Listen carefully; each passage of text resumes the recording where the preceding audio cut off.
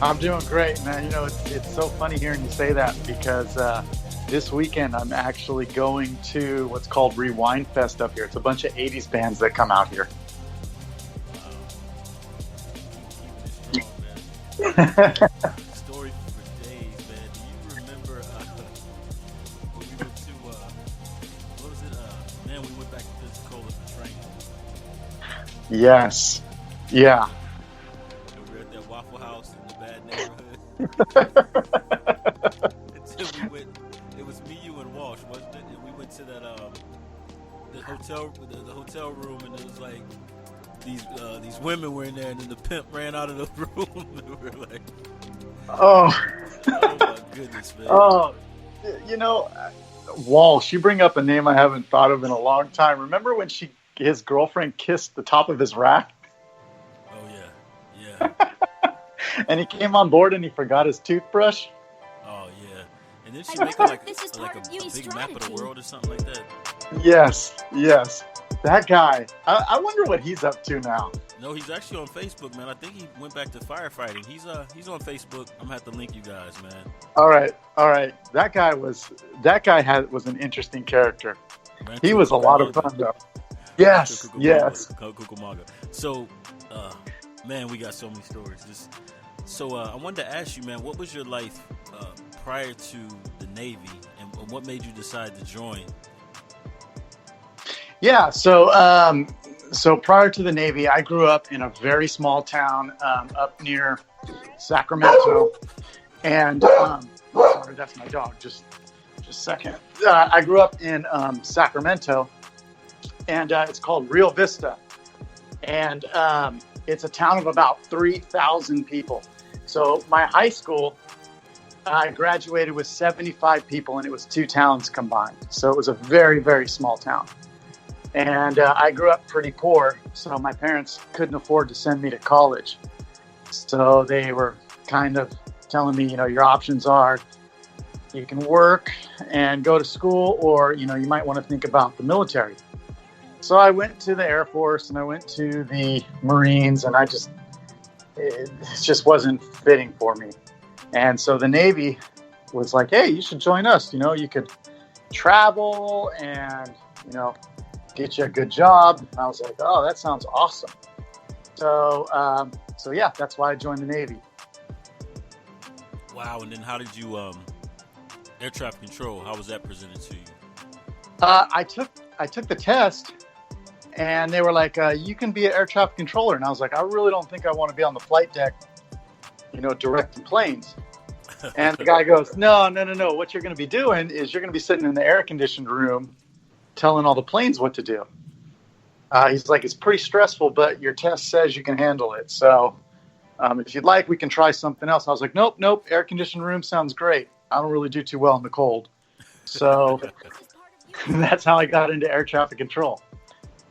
Yeah, we always said the rate AC stood for air conditioning. Yep, exactly. Man, yeah, so many memories, man.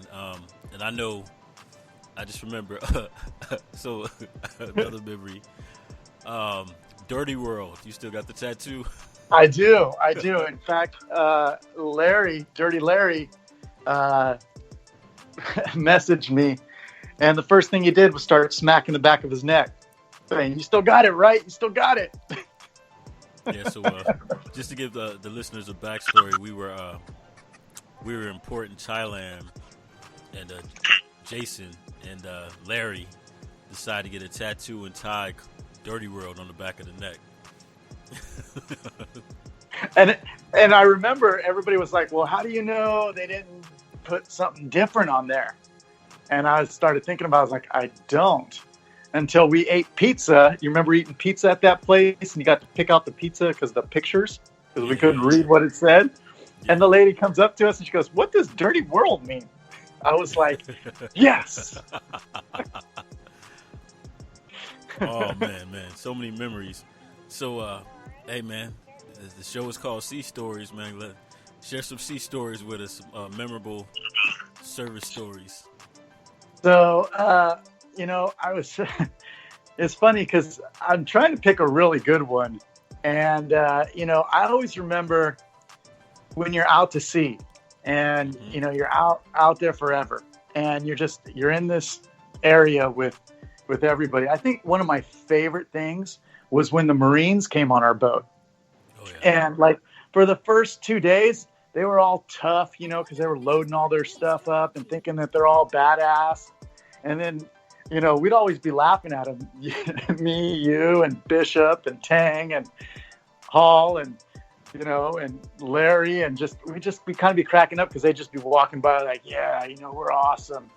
As soon as that ship left, man, they were just carrying garbage bags around because they were just barfing all over the place because they couldn't get out of their racks to Oh eat. yeah. And remember the Thai boxing? Oh my goodness. Oh yeah. You know, we hit so many places that it was awesome to go to all those places and then just, you know, hang out and just, you know, you want to get away from all these people, but yet you end up seeing everybody out. And Yeah. so you're just like, oh man, yeah, let me buy you a beer, or hey, let's get this drink. It's this crazy concoction in a pineapple. Check this out, you know, and just all kinds of random stuff, you know, late nights drinking Singapore.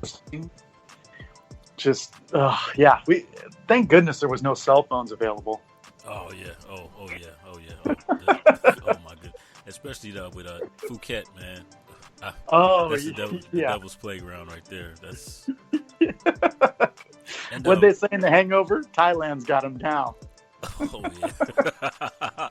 And who was our major, man? I forget, man. Our Oh gosh, I can't remember his name, but man, what was his name? I can't remember, but he was a pretty cool dude. He was pretty cool. He was kind of a doofus guy, but he was cool. He reminded me of the brother from Weird Science. Yes. Brother. Yeah. Chet was his name, I think. I just remember when I first got on the boat, and he's like, "Yeah, Mark, Petty Officer Nice, I'll be your tormentor for the next 6 months or whatever." I was like, "Oh God." But I remember there was a situation, man. He was like, "Tell Seavers he has his get out of jail free card." He looked out for us. Yeah, he did. I remember he used to tell us, he's like, "Seavers, I don't want to have to pick you up out of jail. I'll pick you up at port, but I won't pick you up out of jail." And I was like, all right, I'll promise. And he used to tell me, as long as you hang out with Petty Officer Nice, you'll be all right. That's what he said. Yep. He said that. Oh man. Yeah, I didn't know that. Yeah, no, he used to tell me, as long as you hang out with Petty Officer Nice, you'll be all right. I'm like, okay, all right. Yeah, little did he know.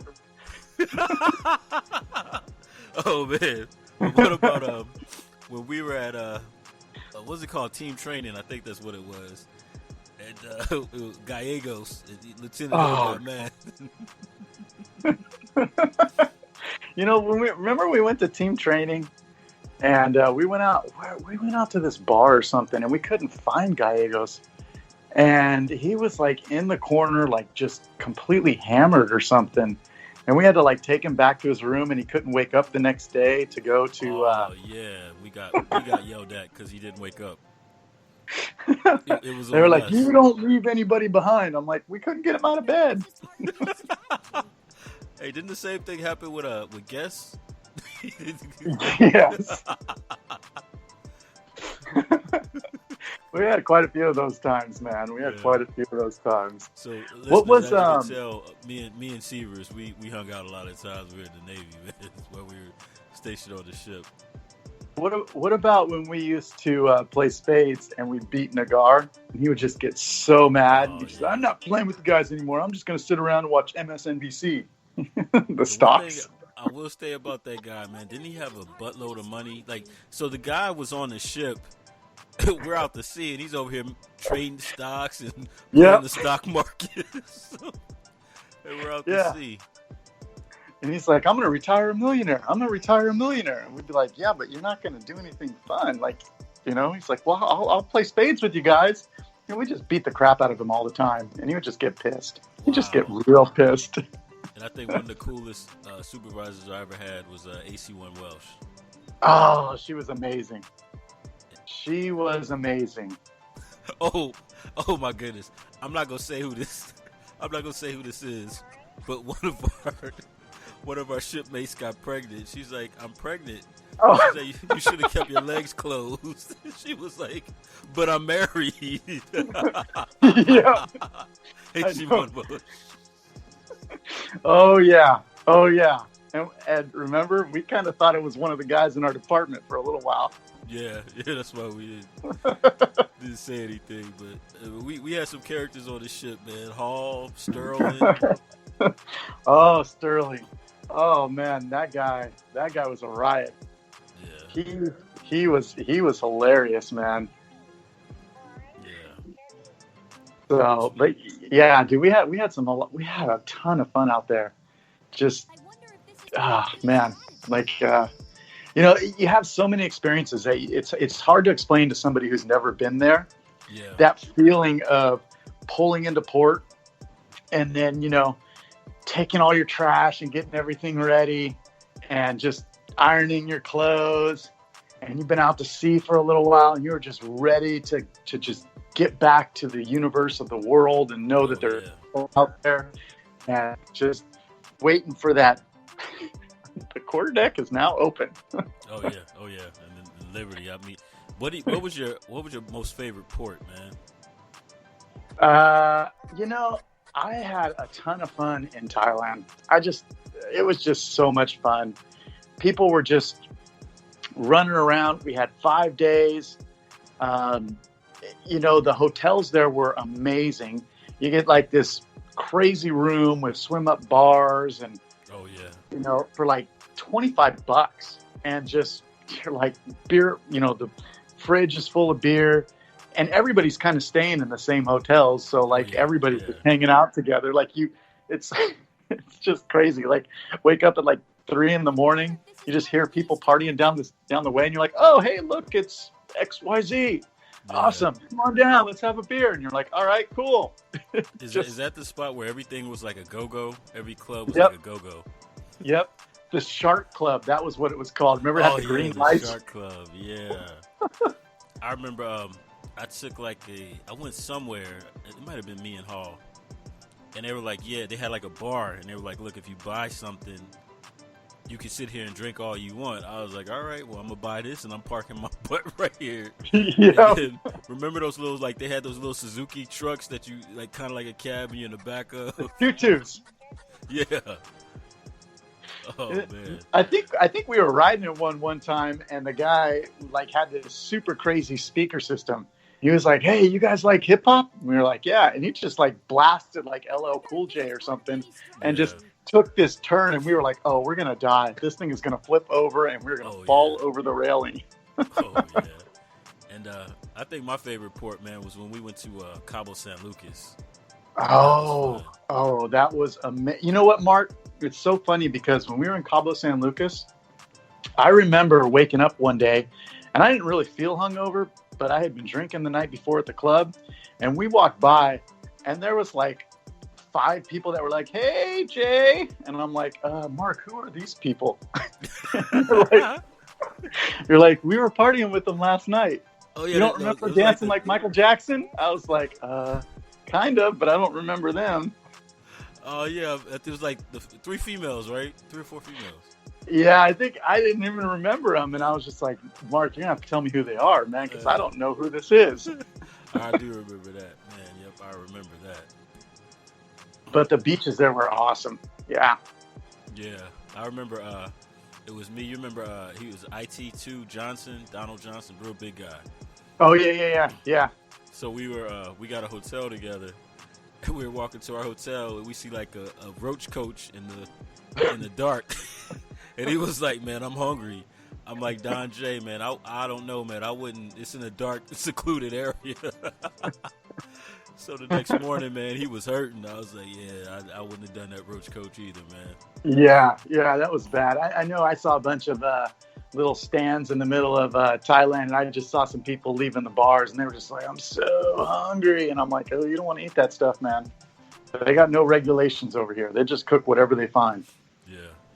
But Jay was like when we're back at shore, Jay was the party guy, man. I remember, I think one time before we were going out to sea, man, you had like a blowout party, and I crap you not, man. I drove up to the what was it, the alumni, man? What was the name of the Hillside alumni? I pull up the hillside. It looked like a Dr. Dre video, man. Everybody and their moms.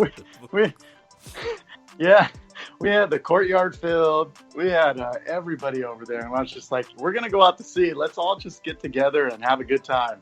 Yeah, and then it's just we had a lot of fun, man. It's just like we all hung out with military. You know, everybody we hung out with was military, and I just remember Wong's and man. Oh yes, every time I go to San Diego, I go by Wong's. It's still every time. It's still there. The last time I went, it was still there. And so, yeah, the last time I went in there and I was like, give me a Wong special. And it's still strong as hell. Yeah, didn't they have so this place Wong's we're talking about, it belongs in the Quentin Tarantino movie. Like, it's like this Chinese bar. They got like the fish. I know. What kind of bar do you go in now that has like a koi pond in the middle of it? And then like the Wong special was guaranteed to jack you up real bad. What was that guy you hung out with? He was like a rugby player. I don't remember. Yeah, I think he worked at Olive Garden, and he was just like a big rugby player guy, man. Oh, Gus Thompson. Yeah. Oh yeah, Gus. So yeah, the Wong special. He knew the bartender, and so they made him really strong. And so they would tell us, you're only allowed to have 2, but Gus could talk him into giving us an extra one somehow. I don't know how, but he could. And after 2, I mean, you're just falling off the seat. You're toast. Yeah, you're done. So, like me, the USS Bonhomme-Richard was your second duty station. What was your first duty station? Yeah, so my first duty station was Miramar when Top Gun was there. Okay. And so I served at Miramar, and then they closed it down to the Marine base. And I had like about 7 or 8 months. So I went to North Island after that. And then after North Island, they shipped me off to the Bonhomme-Richard. Okay. So did you have any memorable moments working at Top Gun? I mean, and the movie's coming out soon too. So yeah, and that's gonna be at your old duty station. I think they're filming it at Lemoore. Oh yeah, Lemoore. Yeah, it's at Lemoore. Yeah, but yeah, Top Gun was cool. I mean, here I am, 19 years old. I'm around the best fighter pilots in the world. I mean, and these guys are super cool.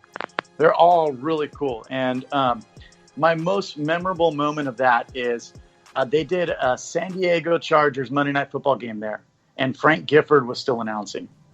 And he came in and he took a ride for their promotional thing. And so, we're all in our nice dress blues, because the news cameras are coming down. And he walked up, and I was downstairs. I'm this 19-year-old kid, and I'm filling out his paperwork because that's what you do, and get all his stuff ready. And he goes, "Oh, you look like my son." I was like, "Thanks." Here's one of the greatest running backs to ever play in the NFL, and he told me I look like his son. About 8 months later, he cheated on Kathy Lee, so.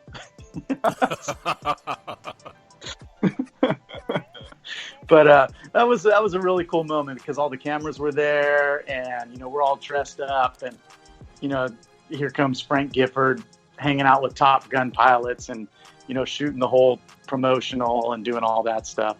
Yeah. That was my best memory at Miramar. And I want to ask another question because I remember I was, and I can't believe it was so long ago, man. 9/11. Yeah. I just remember that was like weird because I was going to TAPS class. They told everybody to go back home, and then I was called back to the ship. Like, where were you when 9/11 happened and we got recalled back to the boat? Yeah, so when 9/11 happened, I remember I think I was driving into work. I'd woken up a little late, and I just kind of was rushing to get in my car. and go to work. And so I remember turning on 91X and, all the radio stations down there. And everybody was like, oh, a plane crashed into the tower. This is crazy. And I can't believe this is happening. I'm like, whatever. It's in New York. Like nothing big is going on. I didn't see anything on TV. So I only heard it on the radio. And I remember driving in. I was like, and the guy's waving me in, but there's nobody leaving the base. And so I'm like, this is a little weird. Okay. And I remember they used to have a breakfast station that was right outside the end of the pier. And I remember that was closed and usually it's open. And I was like, okay, this is a little weird. So I get on, and everybody's kind of talking as you're walking on the ship. Yeah. And pretty soon, after muster and all that stuff, they're like, nobody's leaving. And I'm like, I don't have duty for a couple more days. I only got stuff for, 1 or 2 days here. And so I remember they gave everybody like an hour to call anybody they need to know and tell them, hey, we could leave at any moment. So I remember I called my mom. I was like, Mom, I don't know what's going to happen, but you might not hear from me in a little while. So we might be going out to sea. And so she's like, okay, just be safe. I love you. And I'm like, I love you too, Mom. Tell everybody I said what's going on and I'll let you know what happens. And we were out there and, we didn't get to leave off that pier for, I think, about a week and a half. Yeah. Of just not knowing what we were going to do. Yeah. And I know that was scary, man. I remember that. And then remember they added all those watches. We had extra watches on the boat. Yep. And, we had a TV in our area, so we're watching the news and seeing all the replays. And then, we're only talking amongst each other and listening to the news. We had no idea what was going on. We didn't know if we were going to leave port and just bounce. The ship store ran out of supplies within a day. Yeah. Those of us in HDC, we have stocked up supplies for emergency situations. So yeah. We had top ramen things and all kinds of stuff because that's just how we rolled. And but yeah, no, it was a little frightening because you just don't know what's going to happen, and you're like, great, I'm just going to leave, and I didn't get to pack anything up or say goodbye to anything. I don't know where I'm going to go. I just know that we're out. Yeah, and I just remember every day once they let us off, every day we come to the boat, the radar was spinning on the ship, and you're like, oh, man, we could be leaving at any given time. Exactly. And it's funny because you're like, man, I don't have duty for 3 more days. And here I am on the ship performing duty with everybody else. All the duty people were like, welcome aboard. How's it going? I'm so glad you're joining us. Because I remember it was we did the Thanksgiving thing. And then remember prior to Christmas or before December, and the way the Captain DeGias gave us the announcement, we had an all hands on deck meeting. And this was after I remember putting in my Christmas leave, and it's we left in December. I think it was early December, but 2 weeks prior to, anybody taking leave, he's like, yo, there's a 99.9% chance that we're going to, to support Operation Enduring Freedom. You got 2 weeks to get your power of attorney, 2 weeks basically to get your life in order to leave, to go out and support this Operation Enduring Freedom. I was like, oh my goodness. Yeah, I got out around mid-November, maybe the end of November, somewhere around there. So I remember hearing that kind of announcement where they were like, we're probably going to go out. And they were like, hey, would you like to re-up again, or are you thinking about going out? And I was like, nope, I'm out. I'm out. I'm not going back out to sea again. Yep. And it was, but we were still there for that time. And, I will never forget driving to work and hearing that and then getting on the ship and being like, oh my goodness, this is serious. Because when you hear it on the radio, you're like, okay, so a plane ran into a building, okay, in New York, and you don't see it. And then when you see the videos of it, you're like, wow, that's crazy. And then as things start to unfold, you're like, oh my goodness, it was terrorists? They attacked us? Holy cow. Yeah. And I remember, for some reason I was in personnel. Shout out to YNC Ronsby's, but remember she used to be. Oh yeah. So I was in personnel, and the TV was on. I forget who it was, man. But the second plane hit the second tower, and whoever was working, man, he's like, "Yeah, we gonna get them MFs. Not like that. We going to war knives." I was like, "Oh my goodness!" But man, we had some characters, man. Remember what we call him? The smuggler, Gardinas. Oh yeah, the smuggler. I remember that guy would bring us the most random videotapes to watch. He's like, I'm on duty tonight. I found this video. You guys gotta watch this. And it'd be some weird freaking movie, and we'd be like, where did you find this at? He's like, oh, you don't have to worry about where I get this stuff. I just bring it. Oh man, I'm trying to think, Jay, man. Like we got you. I know you have so many stories, bro. I'm just going back in my mind, just the memories, man. Yeah. So I remember every time we would always talk about when we were out to sea. We're like, okay, when we get back, we're going to do this and we're going to do that. And you would just have to keep your mind off of that. And we used to just, do so many different things. Like you were talking about the 80s music.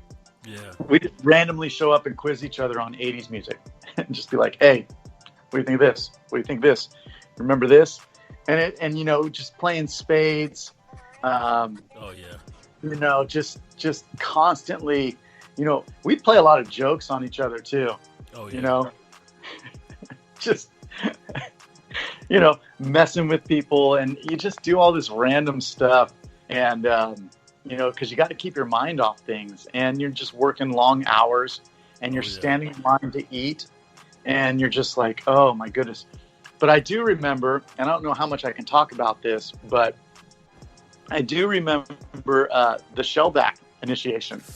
Oh man, yeah. You know who they paired me with? Hall.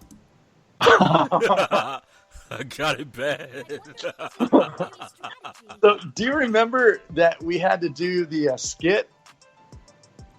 Yeah. Do you remember doing the skit? Do you remember who I did? I can't remember. So I was IC2 Gaps. You remember that dude? Yeah. So I came out and I had put black in my teeth and made it so my teeth looked like I had a huge gap in it. And so, we had to do it in front of everybody. And that guy, everybody hated it because he would always announce things on the boat. And he'd always say, everything's better with cheddar. Everything's better with cheddar. And so I got up and I made my name tag better with cheddar. And, and I did that. And, everybody just started cracking up. But dude, he got me so good on the next day, just hot sauce in my hair and oh man, just all kinds of stuff. He's like, you think it's better with cheddar? But I couldn't stop laughing. I was like, dude, the whole boat saw me make fun of you. Like, there's nothing you're gonna be able to do. But I remember the shellback initiation that was pretty crazy. I don't think I've ever gone through anything like that in my life, and I don't think I ever will. And I won't say too much about it because some of that you can't really say, but it was definitely an experience. I still have my shellback card in my wallet. I carry everywhere. Yeah, I remember they made me, I had to sing I'll Make Love to You to some girl. So, I can't remember who it was, but I had to get on bending knee and sing I'll Make Love to You. Oh my goodness. That as much as I hated it that morning, it was kind of one of those things where you take your dungarees off and you're like, oh, dude, I can't wait to do that to somebody else. I never did do it to anybody else, but I could see where they were, once if you do, I don't know if you got to do it again, go through that again. Oh no. But yeah, I would have had a blast messing with somebody when they did that. And I don't know if they make it, as intense as they used to, but yeah, it was definitely an experience that I will never forget.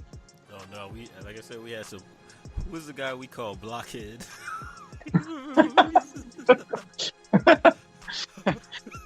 Well, You know, We had this guy, I can't remember his name, but he was just like big, like just bigger yeah, than Blair. We had another guy, Blair. He looked like a lot of people said he looked like Vin Diesel. yeah, yeah. And he would just rage lift too. Be like, Blair, what are you gonna do tonight? He's like, I'm going to lift, and I'm like, oh man, okay, you know, you just worked like 18 hours. Nope, going to lift, getting bigger, going to lift. You know You know and what? Like, I actually worked out with him one day. That whole week, I couldn't move my arms, man. I'm sliding down the ladders, and I remember I was like, Blair, I'm in pain. He's like, hey, you're in pain, you're alive. I was like, oh, what did I get myself into? Remember, he used to steal all the little peanut butter cups, and he would just randomly eat them from the mess decks. Yeah. Gotta get my protein. Eating peanut butter. Gotta get my protein. Getting bigger. I'm like, all right, okay. And I remember trying to work out on the boat. So mind you, we're out to sea and the boat is moving, and I'm trying to run on this treadmill. I got sick. I was like, nah, this is not gonna work. You know, it's funny too because that ship does rock. So like when you get on, you know, it's a flat bottom boat. So you remember walking down the halls too, and you just see the walls move just a little bit to the left, a little bit to the right, and you know, like you'd lift weights, and it's already hard enough lifting weights, right? Because you're trying to do it the right way. Yeah. Imagine doing it like while you're tilting. Oh yeah, or like when you was walk down the hall. And it looked like you were doing the Michael Jackson lean as you're walking because the book. Yep, totally. But do you remember playing all those games in Thailand when you sit up at the bar? You remember like the little dice games and stuff? Yeah. And they had the other game where you would have to hit the nail in the stump. I remember that.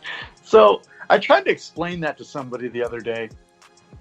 And I was just telling him, I was like, yeah, you know, when I was over in Thailand, we had this game where you'd have to roll 2 dice, and you know, you'd have 0 through 9, 1 through 9, and if you rolled a 1 and a 5, you can pick a 1, a 5, or a 6. And the goal was every roll you had to move a number over. Everybody at the bar kicked the crap out of us all the time.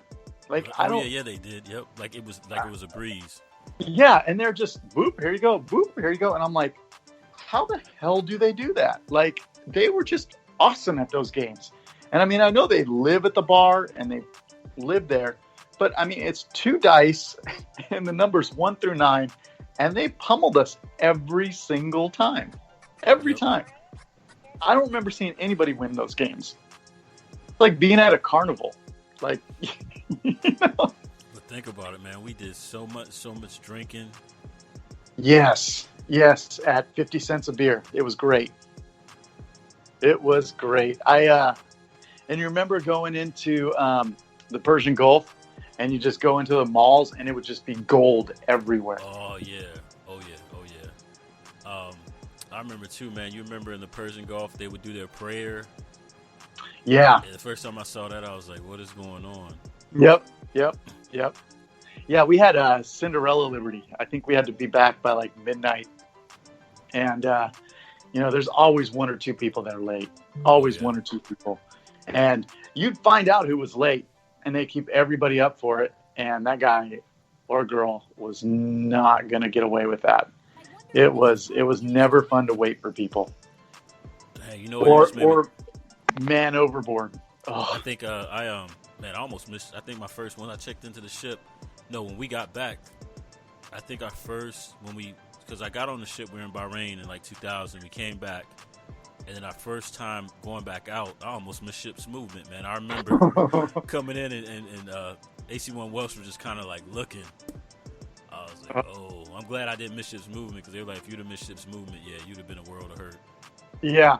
Well, I remember when we did trash days. Remember, we used to throw the trash over the side of the ship. Yeah. And you get to like throw the mops over and these giant bags of food and all this stuff.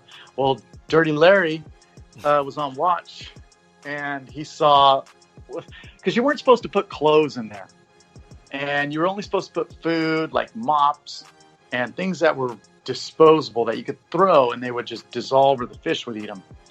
Well, somebody threw a white shirt in there, and he thought it was a man overboard. And it was like in the middle, wow. like 3 a.m, and he called man overboard, and everybody had to wake up, and everybody was pissed until they mustered and counted every single person on that ship. And I remember Larry goes, dude, Jay, I'm sorry, but what if it was you? Like, and I'm like, I don't blame you, man, but we need to find out where that white shirt is and what bag it came from, because they were all, I think they were labeled, like they wrote, Mestex, or, because remember, we used to store our trash because everybody runs out of room for their trash. Yeah. And so we stored them in the fan room. And so we'd label it, HDC. So because people would try and store them in other people's areas because they just fill up. We were lucky we had a fan room so we could store stuff in there. But I was like, Larry, did you catch who wrote on that bag so we can, figure out where it came from? He's like, all I saw was a white shirt floating. And I was so pissed. But, looking back now, I'm like, dude, what if that was somebody like, oh, yeah. You, in the spur of the moment, you call man overboard. Somebody else says, yep, I see a white shirt floating, because you're 70 feet above the water. Oh, yeah.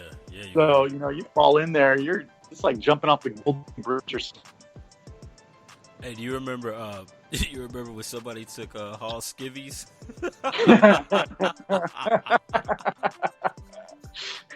I remember we used to have wrestling matches in there, and that was like bragging rights. Yeah. And I remember, what was his name? Pennington. Was it Pennington? Yeah. And I remember Hall body slammed him, and he got so mad, and Hall just said, from now on, I own you. Oh, yeah. But we had somebody take Hall's skivvies, which are underwears. And the crazy thing is, you want to be a thief, the skivvies are labeled. Yep. So it was, no, I didn't take them, but why they say Hall on them? And who wants to do that anyways? Like, why would you take those of all things? Oh, man. Fun times, man. So, hey, Jason, man, thank you for coming out and being on the show. Like, so many memories, man. I kind of like... Hey, awesome.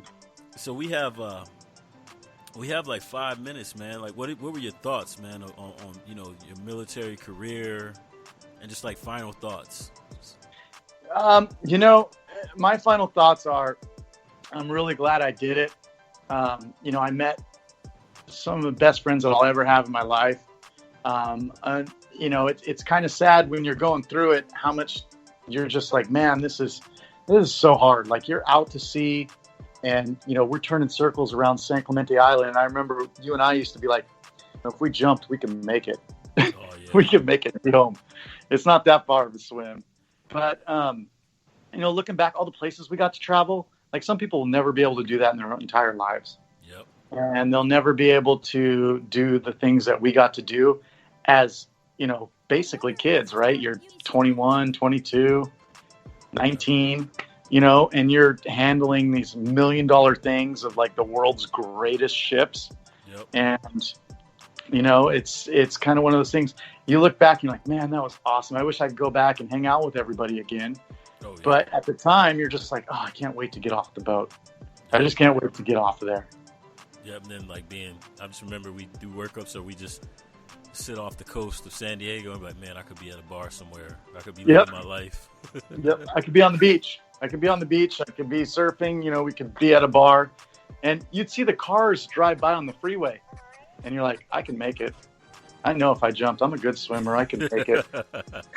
Yeah. And then the best feeling in the world, man, is like coming back from Westpac when we pull back in to San Diego and you see the tugboats, like, yeah, buddy, I'm back home. Yeah. And you're like, I'm not going back out for a long time. Yep. Well, hey, Jay, man, thank you for coming out and sharing your sea story, man. I definitely appreciate another Hillside Garden alumni, Bonhomme-Richard alumni. So this is Mark Nias and Jason Seavers signing off for Sea Stories. Awesome. Thanks, man. I look forward to hearing all the other stories you bring on there. No doubt. All right. Thanks, Mark.